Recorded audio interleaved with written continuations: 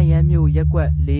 ဦးဆန်မြင့်လမ်းကြားတွင်တနက်ဖြန်ချင်း6၍ကားလူရဲမှုဖြစ်ပွားရဲတပ်ဖွဲ့၏ဆောင်ရွက်ချက်အပေါ်မေးခွန်းထုတ်ဩဂုတ်လ18ရက်နေ့ည8နာရီခွဲခန့်တွင်ရှမ်းပြည်နယ်တန်ရန်မြို့ရက်ကွက်၄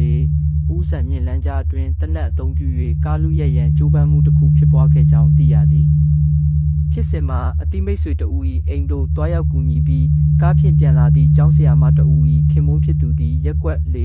ဦးဆန်မြင့်လမ်းကြားရှိကျောင်းတွင်သို့ကားသွင်းရန်ပြုလုပ်နေစဉ်အမည်မသိလူအချို့ကတနက်ဖြန်ချင်း6ကားပေးရန်တောင်းဆိုခဲ့ကြောင်းသိရသည်ကျူးလွန်သူများကကားမပေးပါကတနက်ဖြန်ပြစ်ခတ်မည်ဟုချင်း6ခဲ့တော်လဲကားပေးရန်မဖြစ်နိုင်ကြောင်းပြန်လည်ပြောဆိုခဲ့သည့်အတွက်ရင်း၏ခြေထောက်အားတနက်ဖြန်3ချက်ခန့်ပြစ်ခတ်ခဲ့ကြောင်းသိရသည်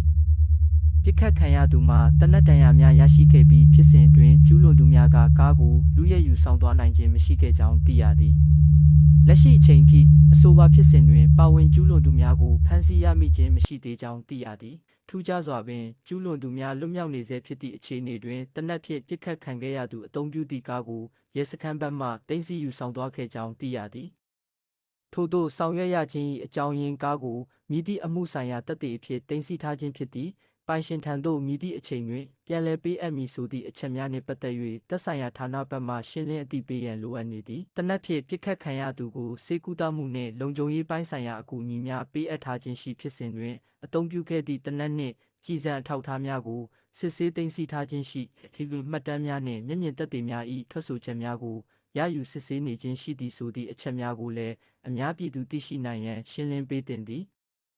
အထူးသဖြင့်တနက်ဖြန်လူတဦးအားပြစ်ခတ်ပြီးကားလူရဲရန်ကြိုးပမ်းခဲ့သည့်ဖြစ်စဉ်ကဲ့သို့အများပြည်သူ၏အသက်အန္တရာယ်နှင့်ဓာတ်ရိုက်သက်ဆိုင်သည့်အမှုတွင်ကျူးလွန်သူများကိုအမြန်ဆုံးဖော်ထုတ်ဖမ်းဆီးနိုင်ရေးဆောင်ရွက်ပေးရန်လိုအပ်သည်ထို့အပြင်တရားခံများကိုဖမ်းဆီးရမိခြင်းမရှိသေးဘဲဒဏ်ရာရရှိခဲ့သူ၏ကားကိုသာရဲစခန်းသို့ယူဆောင်သွားသည့်ကိစ္စနှင့်ပတ်သက်၍သက်ဆိုင်ရာရဲတပ်ဖွဲ့အနေဖြင့်ပြည်သူများ၏မေးခွန်းများကိုပွင့်လင်းမြင်သာစွာဖြေကြားပေးရန်လည်းလိုအပ်နေသည်